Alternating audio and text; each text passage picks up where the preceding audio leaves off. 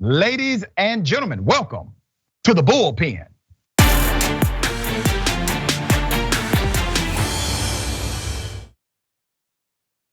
In the Bullpen today, we have Mr. Jared Taylor, editor of American Renaissance and well-known racist. Sir, good day, welcome to the show. I wish you would not call me a racist, but okay. Can I read one of your comments? Read as many as you like. All right, so one of your comments, you said, Africa is in our midst. Lessons from Katrina, the barbaric behavior of the city's black population after the hurricane revealed a key truth. Blacks and whites are different. When blacks are left entirely to their own devices, Western civilization, any kind of civilization, disappears. You don't think that's a racist statement? That is an observation of what happened in Katrina, and I think it applies equally to those circumstances in which blacks, in fact, are left entirely to their own devices. In sub-Saharan Africa, before either Arabs or whites showed up, there was no written language, there were no calendars, no mechanical devices, no two-story buildings. And so I think without a written language and a calendar, it's hard to have a civilization. You know, it's really interesting. Who built the pyramids, sir? Did white people? No, I'm asking. Did white people build the pyramids? I'm talking about sub-Saharan Africa. If you are not aware of where the pyramids are, they are north of the Sahara. But I'm asking, do you believe white people built the pyramids? My question is quite simple. Egyptians built the pyramids. All right, were they white? They were actually people like, more like the people who are Copts.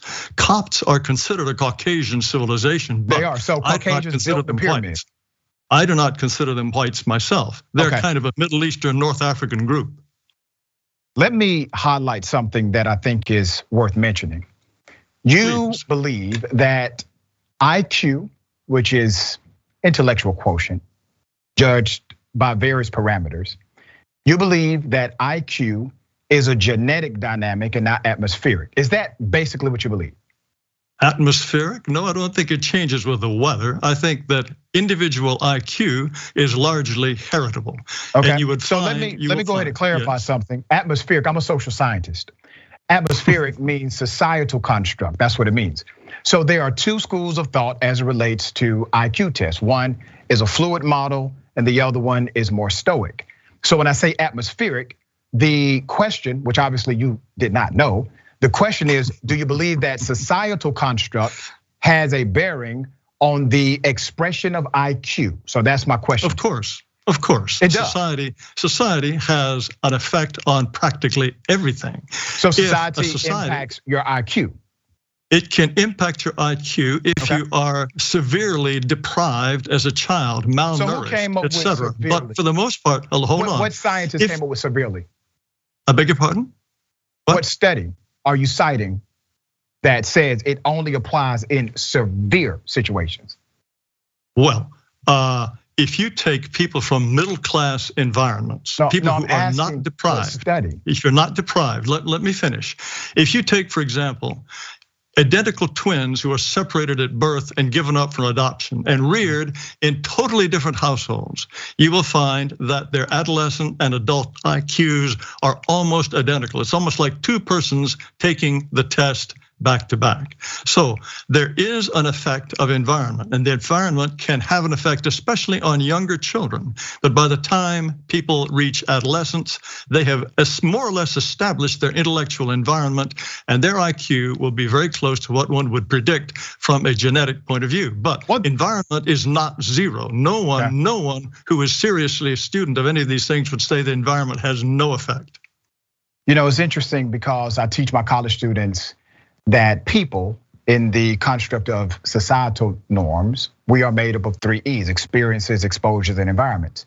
And those 3 E's really shape who we are. Now remember, the IQ test itself, I actually question the legitimacy of any IQ exam. And IQ test, of course I do, right? Because IQ tests question the validity of other IQ tests.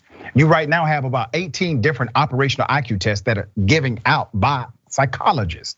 These psychologists question the validity of the 17 other IQ tests that are established. That's not true. Even inside of the established industry, there are multiple ways to determine intellectual quotient. The issue is it does not determine factors that actually carry you through life, such as creativity and your emotional quotient. These tests. And in your case, your 3 E's completely ignore genetics. So you think genetics have no impact whatsoever on someone's intelligence, personality, willingness to defer gratification, any of those things? You think it has no effect? Is that really your position, Dr. Richey? Well, let me give you the full answer. What I believe is that we're all different. I don't believe a test created by the dominant culture in the early 1900s for themselves should be a test granted as if this is how people will eventually succeed. And let me give you one actual study that you can look at and review when you get a moment. There was a study done by school teachers and a college that said we're going to randomly choose students who are not gifted. And when we choose these students who are not gifted, we're going to tell them that they are. We're going to say that you were chosen because of your high IQ. Out of that, 82% of those students demonstrated higher achievement, and 22% of those students demonstrated an IQ increase of over 20 points, proving that environment can overcome whatever they thought was happening with them genetically. And all of these tests have proven over and over again that IQ has very little bearing. Whatever test you want to give, that's standardized. IQ has very little bearing on your ability to emotionally connect with others and survive and thrive in this world. Atmosphere has much more bearing on that. If it were so easy, why isn't it done every day in every school in America? If it were that easy, and now, clearly it is not. Now hold on. Let me reply to your points. Do you really think IQs given today are the same ones that were given in the early 20th century? No, wrong. Furthermore, you said they were developed by the dominant culture. You said they were developed by the dominant culture. If whites were developing a test to hold everyone else down, why is it that East Asians outscore whites on IQ tests consistently? You know, it's really interesting you bring that up. So the top 5 countries, I'm going to respond to a certain way I choose to. The top 5 countries, as far as IQ examinations are concerned, are actually Asian nations. That's correct. It's ironic that typically white supremacists like yourself, you don't bring that up. But the test itself. Well, hold on, wait a minute. I'm finishing. Yeah, I know, sir. You're probably shocked at this information I'm about to drop to you.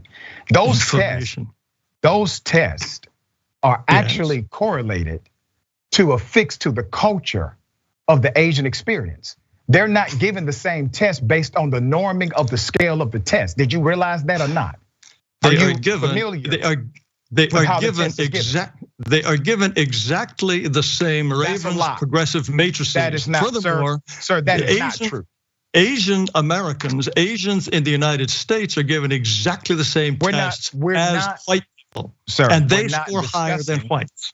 Okay, let me respond to that.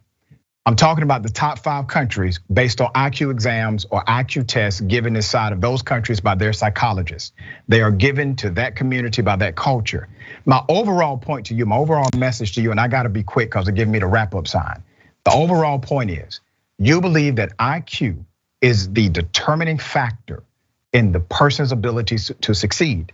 However, IQ, of course not. So it's not. Of course not. There are many things. Why do you care? Why do you care so much about IQ then? Why do you have these quotes about black people not being smart? I care about many things: determination, agreeableness, the ability to defer gratification. All of these things matter. But to insist that the only reason why blacks and Hispanics do not do as well as whites in the United States is because of racism, to exclude any differences in abilities. Now, hold on, let me finish. And to exclude any differences is completely and utterly unfair. Hold on. First of all, you're on my show, sir. Okay, I did not make that comment, nor did I say that statement. The reality is there are a multiplicity of factors. Racism is a part of it. Would you not agree? Racism now in the United States plays a very small role in racial differences in achievement. Okay, let's do this. I'm giving a wrap up sign, but I challenge you to a full 30-minute debate about this live. You ready for it? You ready for it? We'll do it anytime you like, sir. Right. What's your IQ, sir? My IQ, I do not know. What's yours? Higher than yours. Have a good day. How do you know? All right. How do you know? Higher than yours, sir.